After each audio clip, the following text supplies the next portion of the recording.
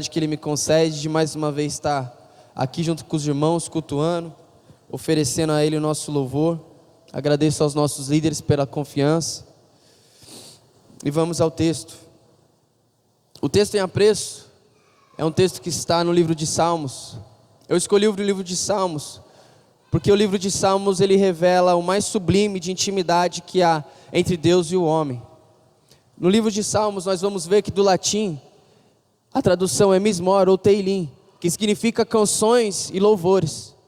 Então o livro de Salmos nada mais é do que um livro composto de canções, poemas e louvores que revelam a intimidade entre Deus e o homem. Nós vamos ver que ele é composto por 150 salmos. Dentre eles, mais de 100 é composto durante o reinado de Davi. Nós vamos encontrar em seus autores Davi, Salomão, Moisés, os filhos de Corá, e também o poema dos anônimos. Esse texto eu estava procurando entender em que tempo ele foi escrito. E eu entendi que o livro de Salmos, no seu especificamente capítulo 24, ele vai ser escrito quando Davi ele está no mais alto do que o homem poderia chegar. Davi está entronizado rei quando ele escreve o Salmo 24. Só que Davi ele é um rei humilde. E o poderio que ele tem, a autoridade que ele tem estando rei em Jerusalém, não faz com que seu coração mude, não faz com que o coração de Davi se engrandeça, muito pelo contrário. Ele entende que quem colocou ele no trono foi Deus, e que Deus colocou ele no trono para iniciar algo, que ali não tinha um fim em si mesmo. Deus não tinha propósito de apenas colocar Davi como rei, mas colocando ele como rei, iniciar uma busca. O trono era o meio pelo qual Davi iria iniciar uma busca, a busca da Arca da Aliança que havia se perdido. Nós vamos ver que o Senhor ele não se apaixona por Davi, quando Davi já está entronizado rei, quando ele tem competências, quando ele tem anel de selar no dedo, coroa ou vestes reais. Mas nós vamos ver que o Senhor se apaixona por Davi, quando ele, aquele menininho, lá no pasto, ele cuida do rebanho de seu pai.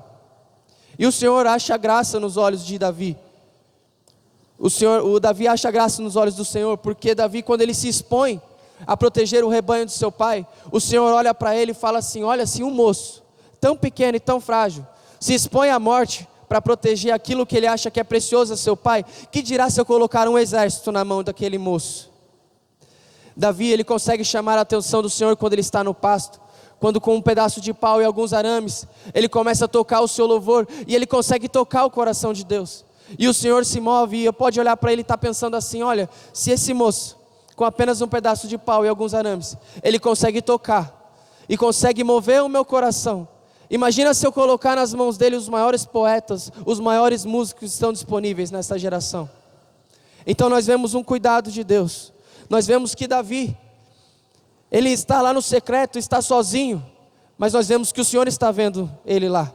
Então eu quero declarar que o Senhor está te vendo no secreto. O Senhor está te vendo quando você está dentro do seu quarto de portas fechadas. O Senhor está te vendo quando você derrama lágrimas na sua cama, quando você derrama lágrimas no seu travesseiro, e você apresenta algumas causas que para você são impossíveis, mas para Ele não é impossível. Para seu pai Jessé não tinha lugar na mesa, mas para Deus o trono. Para o pai não tinha espaço para que ele sentasse à mesa, mas para Deus o trono. Você não consegue ver aonde o Senhor vai te colocar, mas eu quero profetizar para você que o Senhor vai te colocar num lugar alto, num lugar de destaque, para que você inicie uma busca jamais vista pela nossa geração. Aleluia. Davi percebe que ele não poderia ter chegado ali se não fosse a mão de Deus, mas ele também entende que estando ali, ele tem que fazer algo para Deus, algo como se fosse recompensar todo o bem que o Senhor fez para ele. Davi entende que ele não está ali por acaso, mas é um processo que ele viveu, e agora ele tem que viver a promessa de Deus, não só para ele, mas para toda uma geração. Davi se vê com a competência, com a responsabilidade de trazer a presença de Deus de novo para aquela geração. Mas o que isso tem a ver comigo, irmão Ramon? Isso tem a ver com você. Eu vou fechar aqui só por causa do vento, tá, irmãos? Isso tem a ver comigo e com você, assim como tem a ver com Davi, quando ele assume o trono, e ele tem a responsabilidade de trazer a presença de Deus para aquela geração, assim como Isaías, lá no seu capítulo 6, ele pega e olha e vê o céu se abrindo, e fala assim: no ano em que morreu o rei Uzias, eu vi o Senhor assentado num alto e sublime trono, e Isaías vai falar daquela visão, que ele vê os serafins voando e louvando, só que o Senhor olha para Isaías e fala assim: ei Isaías, como é que está a sua geração aí embaixo? Eu quero te perguntar hoje, crente, como é que está a sua geração? Como é que estão aqueles que estão à sua volta? Como é que estão aqueles que estão ao seu redor? Isaías, na sua simplicidade, na sua humildade, ele responde: Senhor, eu me vejo como um homem de lábios impuros no meio de uma geração de homens de impuros lábios. E o Senhor olha para Isaías e fala assim: mas eu tenho a solução. Assim como eu tenho para Davi, eu tenho para você. Um serafim pega uma brasa viva tirada do altar como Atenais, vai e toca na boca dele, toda a iniquidade dele é tirada. E agora eu quero declarar: você é lavado, você é remido, você é transformado pelo sangue de Jesus.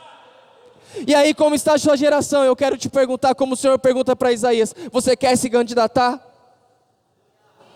O Senhor está falando para você nesta noite: eu já te lavei, já te remi, você já conhece algo novo, já nasceu algo novo dentro de ti. Como está a sua geração? Você quer se candidatar para mudar a sua geração?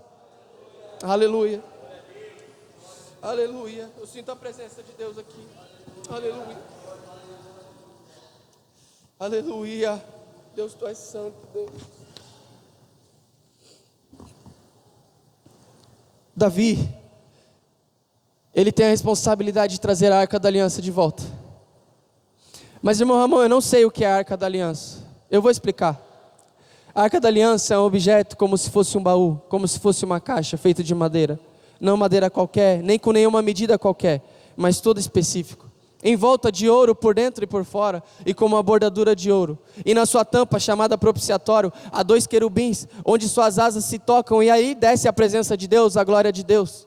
E estaciona, conhecido como Shekinah. Nós temos que aprender uma coisa: que dentro da Arca da Aliança haviam 3 coisas, 3 símbolos divinos. O primeiro símbolo é a vara de Arão. A vara de Arão, que é o símbolo da eleição, que floresceu quando aqueles quiseram dizer que aquele não era escolhido do Senhor. A vara de Arão é símbolo da eleição. Nós somos geração eleita, povo escolhido, sacerdócio santo. Nós somos comprados para fazer uma transformação na nossa geração. Também lá dentro tem o maná preservado. O que é o maná preservado? O maná é a porção de comida que descia do céu quando o povo hebreu saiu do Egito. Só que aquela porção, ela se corrompia, não deveria se guardar, deveria se comer a porção do dia e o que sobrasse jogasse fora. Mas uma vez que a porção é colocada dentro da arca, aquela porção não se corrompe, ela é preservada. Há um alimento dentro de nós que ele não se corrompe. Há uma palavra no nosso coração que ela não se corrompe. Assim, nos últimos dias haverá uma fome da palavra, e nós temos dentro de nós um alimento que não se corrompe. Aleluia. Também há dentro da Arca da Aliança as tábuas da lei. E isso é tão magnífico. Moisés demorou 40 dias e 40 noites para adquirir aquelas tábuas. E nessas tábuas feitas de pedra tem a digital do próprio Deus. Aleluia. Porque ele escreveu. A digital do nosso próprio Deus. Ele escreveu e entregou para nós como símbolo de limitação. Porque nós, se não tivermos leis, se não tivermos limites, nós nos corrompemos. E nós temos que aprender uma coisa: que Davi, ele sabe que ele tem que buscar essa arca, porque a geração passada, a geração de Saul, deixou algo para trás. Aprenda, toda geração deixa algo para trás. Só que eu quero declarar agora, em nome de Jesus, nós não vamos deixar dívidas, nós vamos deixar legado, nós não vamos deixar manchas, nós vamos deixar marcas. Aquilo que nós vimos, que nós ouvimos, que acontecia na igreja no passado. É tão comum nós ouvirmos de pregações de pessoas mais velhas do que nós, que antigamente os cultos eram fervorosos, que nós entrávamos na igreja e as pessoas já estavam orando, falando em línguas, pessoas endemoniadas entravam e eram curadas, eram libertas pelo poder que há no nome de Jesus. Nós víamos pessoas movendo no Espírito, e hoje não se vê mais. Acontece que isso tudo está disponível, mas foi deixado no passado em algum lugar. A geração passada talvez se acostumou, e é isso que eu quero falar. Davi, ele entende que não adianta só ele sair em busca da Arca da Aliança, mas ele tem que mudar todo um contexto da sua geração. Davi, ele sabe que se ele trouxer a Arca da Aliança e as pessoas não souberem o que ela significa, muito rapidamente elas vão se acostumar com a presença e vão deixar de lado. É o que tem acontecido. Quando nós vemos algo novo, nós nos encantamos. E portanto vir aquilo vai perdendo o brilho, aquilo vai perdendo o encanto. Às vezes você faz uma amizade nova, e quando você faz essa amizade nova, você conversa bastante com a pessoa, você fala muito tempo com ela, e de repente daqui a pouco você percebe e já não tem mais assunto, você já não fala mais com ela, você precisa de outra pessoa para que você consiga conversar. Você olha o céu quando o sol está se pondo e você acha aquilo lindo. Todos os dias você abre a janela e o sol está se pondo, mas chega um momento que aquilo perde a graça. Nós viajamos para lugares distantes para ver o mesmo pôr do sol que as pessoas que moram naquele lugar veem. Mas você se pergunta para aqueles que moram lá: por que você não admira? E a pessoa vai responder: porque de tanto ver, eu me acostumei. De tanto eu ver, perdeu a graça. No primeiro dia era gostoso, no segundo dia era maravilhoso, mas no terceiro já não brilhava tanto assim. E Davi entendia que ele não poderia sair em busca da presença de Deus, em busca da arca de Deus, da arca da aliança, sem mudar toda uma visão, todo o contexto do que ele estava inserido. Nós temos que assumir esta responsabilidade. Se algo foi deixado para trás pelos nossos antecessores, os nossos antepassados, a geração de nossos pais, se nós esquecemos que a presença de Deus ela ainda está disponível, nós temos que assumir essa responsabilidade e temos que ir lá atrás buscar. Aleluia. Davi sabia o que a arca representava, sabia o que a arca da aliança representava, e ele sabia que ele não poderia deixar ela lá para trás. Saul deixou ela esquecida, os filisteus a tomaram. Sabe o que acontece quando a gente se acostuma com a presença de Deus? Vamos voltar lá, quando Eli é juiz, quando o povo filisteu desce, cerca de 10 mil descem para lutar contra o povo israelita, e muito rapidamente eles perdem 4 mil homens, e eles pegam e voltam para o arraial, se reúnem, e os filisteus dizem assim: o que aconteceu? Que em tão pouco tempo nós perdemos 4 mil homens. E a um dos filisteus vai falar assim: olha, eu sei, eles têm a arca da aliança, eles têm a presença de Deus, é isso que está acontecendo. Só que eles mesmos dizem: mas eles não sabem o valor dela, eles se esqueceram do que ela significava. Então agora nós vamos descer e atacar os israelitas com toda a nossa força. E eles vão e descem e atacam, e as bandeiras vão caindo do povo de Deus, e vão caindo, e vão caindo. E a palavra de Deus diz que no tempo de Eli só resta um israelita. Eu acredito que ele deve ter se fingido de morto, vendo seus amigos todos mortos. Toda a nação israelita, aquele pai que beijou o filho, aquele marido que beijou a mãe, falou assim: ó, eu vou ali, porque eu vou ganhar, porque a gente nunca perdeu uma batalha, desde que a presença de Deus foi conosco, e daqui a pouco eu volto. Mas agora tem um menino com uma mensagem, de voltar para a nação de Israel, de chegar diante de Eli, e todo o povo e falar assim: olha, morreram todos. Eu imagino esse menino chegando nos limites de Israel, batendo na porta assim, na entrada de Jerusalém. O povo vem correndo, porque não se ouve barulho, não se ouve som de multidões, e tem só um menino lá. Deve estar coberto de poeira, deve estar machucado, sangrando. E ele pega e fala assim: podem voltar todo mundo para sua casa, só restou eu para trazer a notícia. E ele vai diante de Eli e fala assim: Eli, todos morreram. Ofni e Finéias, seus filhos, também morreram. Ele começa a passar mal, ele cai da cadeira, ele bate a cabeça no chão, ele quebra o pescoço e ele morre.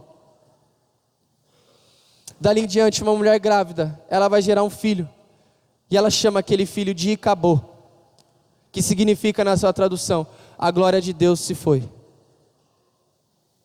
Aquela mulher não está dando apenas o nome para um filho, mas ela está dando uma sentença para todos aqueles que iriam nascer após o filho dela. A partir de agora, todos os que nascerem não terão mais a presença de Deus. A partir de agora, todos os que nascerem não conhecerão mais Aquela arca, que quando ela estava no meio do povo, a glória de Deus descia e era a Shekinah manifestada. Quando a arca estava no meio do povo, o povo não perdia a guerra. Estamos debaixo de uma desgraça, debaixo de uma sentença. Mas aí nós vemos que Davi, ele prepara cerca de 30 mil homens. E ele começa a mudar uma visão. Ele começa a explicar algo. Olha, você se lembra daqueles cultos que nós ouvimos o pregador falar? Que no tempo dele as pessoas eram curadas, eram libertas? Davi fala, está disponível.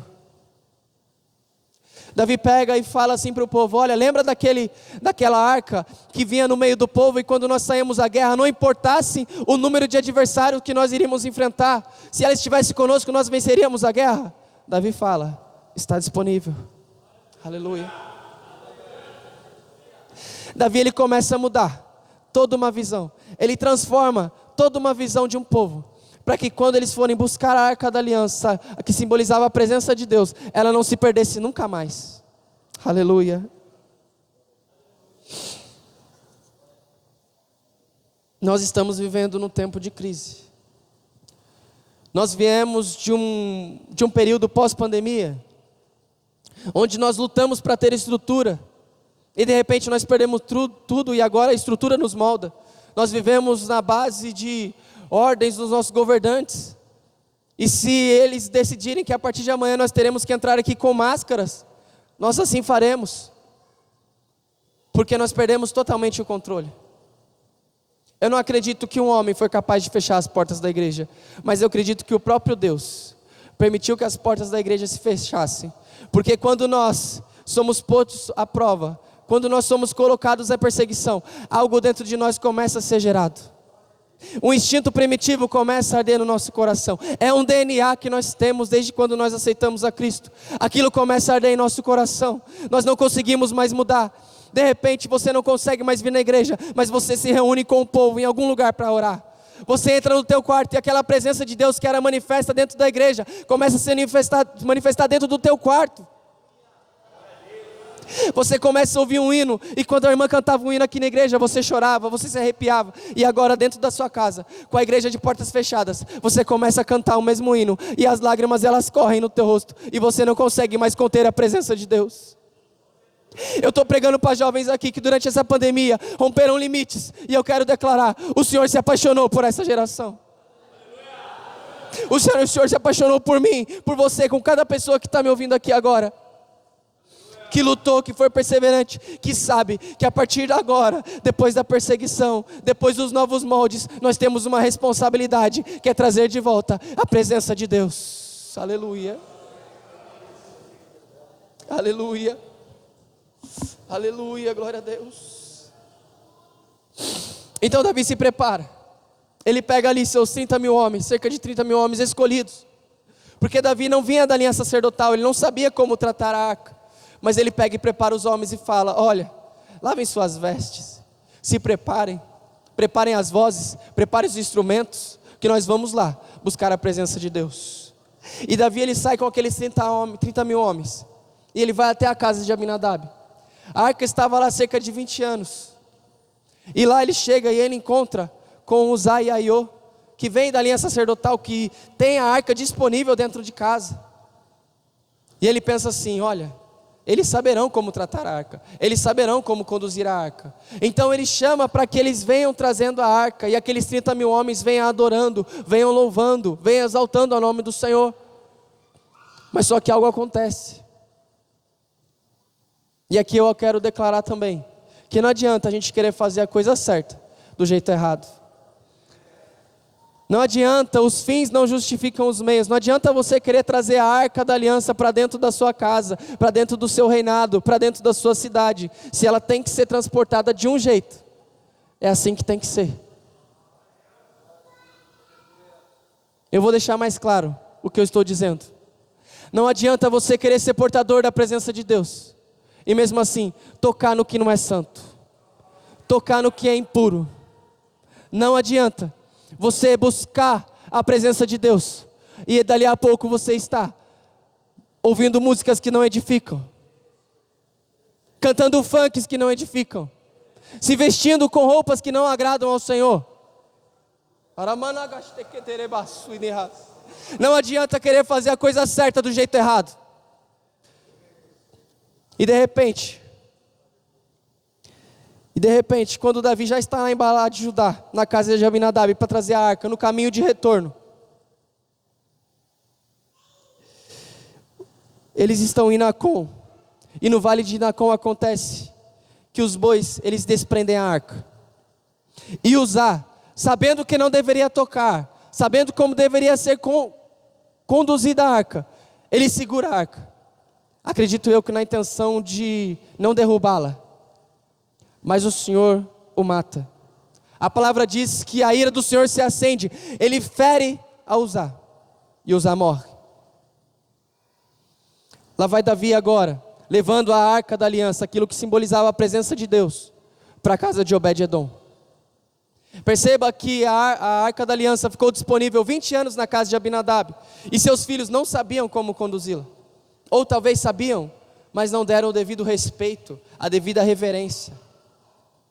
Eu quero declarar que é um perigo nós estarmos entrando na casa do Senhor de qualquer jeito, sem respeitar, sem ter reverência com a casa de Deus, sem ter reverência com a presença de Deus. É um perigo nós participarmos da ceia, sem analisarmos a nós mesmos. Esta é a prova mais real, que nós podemos sair de um culto de ceia, salvos ou condenados. Eu não quero assustar os irmãos, eu quero que os irmãos tenham reverência, eu quero que nós tenhamos reverência, ao entrar na casa de Deus. Senhor, perdão, Senhor, pelos meus pecados, me permita entrar na Tua presença. Senhor, eu vou Te oferecer um culto, que seja um culto agradável a Ti, que eu possa ser instrumento santo, que eu possa Te oferecer um sacrifício santo, racional, agradável.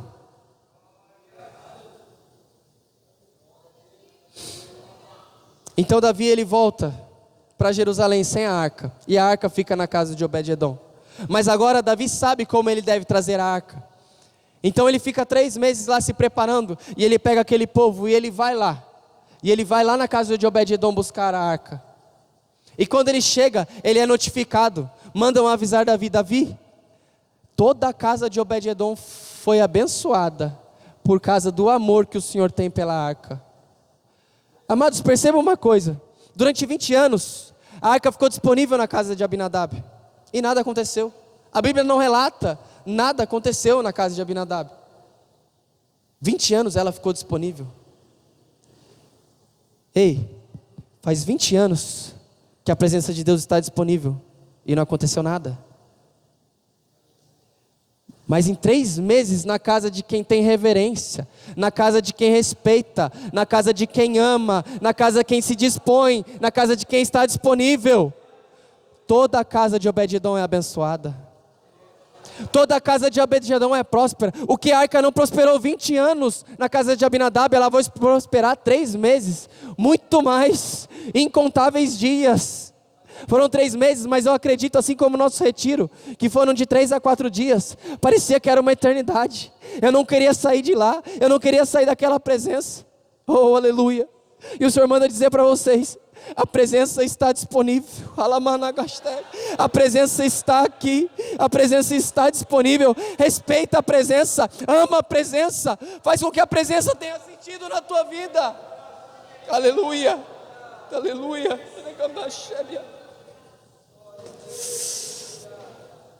Eu imagino nessa segunda vinda de Davi para buscar a arca, e Davi, ele sai dos limites, dos termos da sua cidade, e ele tira a sua coroa, ele tira seu anel de selar, ele tira suas vestes reais, ele pede uma veste de linho, e ele vai. Eu imagino os servos dele olhando para ele e falando assim: Davi, onde você está indo? Você é o rei. Eu imagino que Davi tenha respondido para ele assim: olha, eu tirei a coroa, eu tirei o anel de selar, eu tirei as vestes reais, eu larguei o cetro, porque eu saí do trono para buscar quem de fato, para buscar quem de fato é que está sentado nesse trono, para buscar quem de fato é o dono desse trono. Aleluia. Davi então coloca a mesma vestimenta do seu povo, ele se une a seu povo, e ele vai a segunda vez buscar.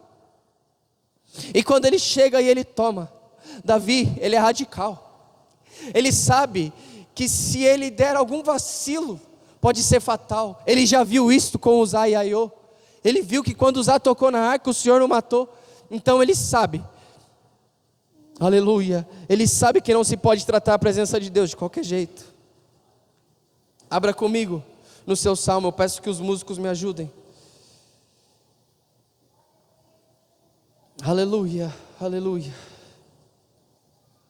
Glória a Deus.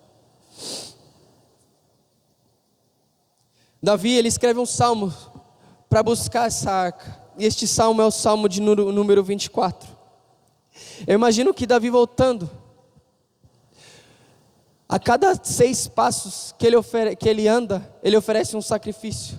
Deixa eu chamar alguém para me ajudar aqui. Eu quero chamar esse moço de branco. Posso te chamar aqui, varão? Você mesmo. Estou sentindo a presença de Deus na sua vida. Eu quero ilustrar para os irmãos entenderem. Pode ficar aí, varão. Pode ficar aí, nesse lado aqui. Vem mais para cá. Você é Davi, tá bom? Você é Davi.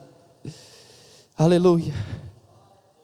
Davi, ele pega a arca da aliança. E ele se vê assim, da presença de Deus. Ele sabe que se ele tocar na arca, ele pode morrer. Mas Davi, radical como ele é, e sabendo que ele tem um coração segundo o coração de Deus, ele pega, e a cada passo que ele der serão 6 passos, a cada passo que eu der eu me aproximo mais dele. Eu estou representando Jeová, eu estou representando Deus, ele está representando Davi. Dá um passo, Davi. 6 passos. Davi pega e fala: até aqui pecamos, então iremos oferecer um sacrifício de animal, para que o Senhor não nos mate. Dá mais um passo, Davi. Ah, mas esse menino é tão temente na minha presença, esse menino respeita tanto a minha presença. Ele dá 6 passos e ele oferece o sacrifício, não dá nem 1 minuto e ele oferece o sacrifício. Dá mais um passo, Davi. Deus olha para ele assim: não tem como, eu não resisto à presença de alguém que ama a minha presença, eu não resisto ao sacrifício, eu não resisto à obediência, eu não consigo. O Senhor se abraça com Davi, e assim Davi vai até os limites da cidade de Jerusalém. Oh, aleluia. E de repente eu imagino agora Davi chegando. Pode sentar lá, Davi. Obrigado, varão. Deus abençoe. Eu imagino Davi chegando nos limites dos portões do seu reino. E agora o guarda, ele olha lá de cima e ele vê uma festa. Só que ele vê um povo todo sujo, porque a cada 6 passos eles se prostram diante do Rei da Glória. A cada 6 passos os seus joelhos ficam cheios de terra, a sua cabeça fica cheia de terra, o suor, o cheiro da fumaça daquela oferta queimada. E eu imagino lá de cima o guarda gritando: de quem é esta festa aí embaixo? E Davi vai responder: abre a sua Bíblia comigo. Do Senhor é a terra. Do Senhor é a terra e a sua plenitude, o mundo e aqueles que nele habitam. Porque ele afundou sobre os mares e afirmou sobre os rios. Mas eles sabem que a primeira vez que foi buscar a arca, alguém morreu. Eles sabem que é muito perigoso a arca, eles não conhecem, eles só ouviram falar daquela presença, eles não sabem o poder que ela tem. E Davi vai falar assim: quem subirá ao monte do Senhor, ou quem estará no seu lugar santo? Aquele que é limpo de mãos e puro de coração, que não entrega a sua alma à vaidade e não jura enganosamente, este receberá a bênção do Senhor e a justiça do Deus da sua salvação. Aleluia. Davi está chegando com a presença de Deus para uma geração que talvez nunca nem ouviu. Aleluia. E se ouviu, não experimentou a presença de Deus.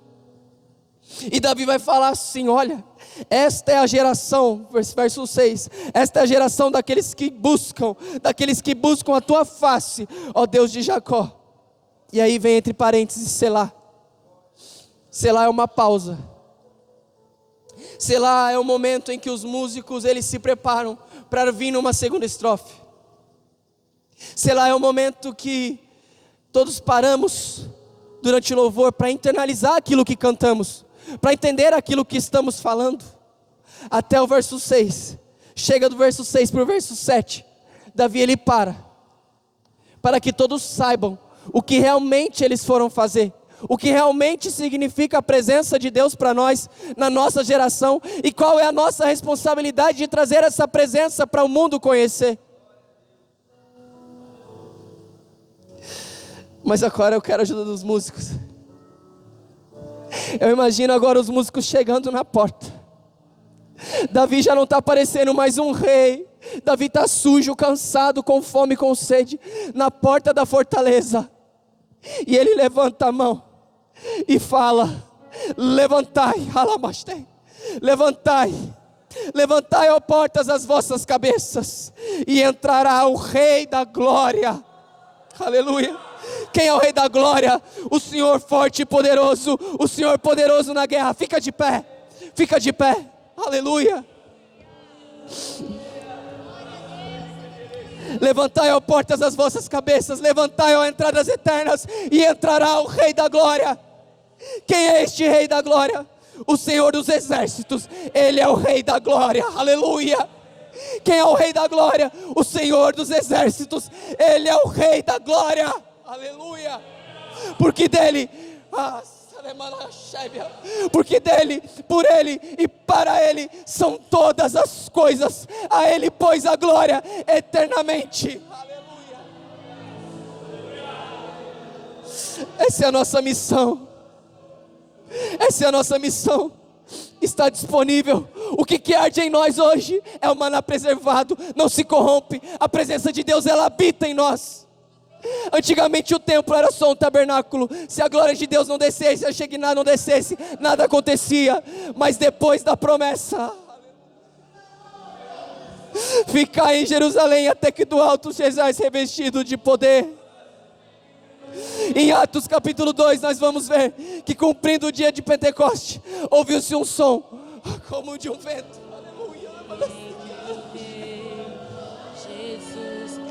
Ouviu-se um som como de um vento veemente, impetuoso, e encheu a casa e todos que nele estavam. E foram vistas por eles línguas repartidas como que de fogo, e eles falavam novas línguas. Levantai as portas que estavam fechadas, que nos separavam dessa presença, daquilo que nós ouvíamos falar, daquilo que os mais antigos experimentaram e só nós só ouvimos falar. Agora ela vive em nós. Aleluia, aleluia. Você tem que ser diferente, crente. Você tem que ser diferente, jovem. Você vai passar no parque da cidade e as pessoas vão olhar para você e vão ver assim, ó, tem esperança naquela pessoa, tem amor naquela pessoa, tem algo dentro dela que faz ela brilhar, tem algo dentro dela que eu quero me alimentar, eu quero ser igual a ela. Aleluia. Aleluia. Aleluia.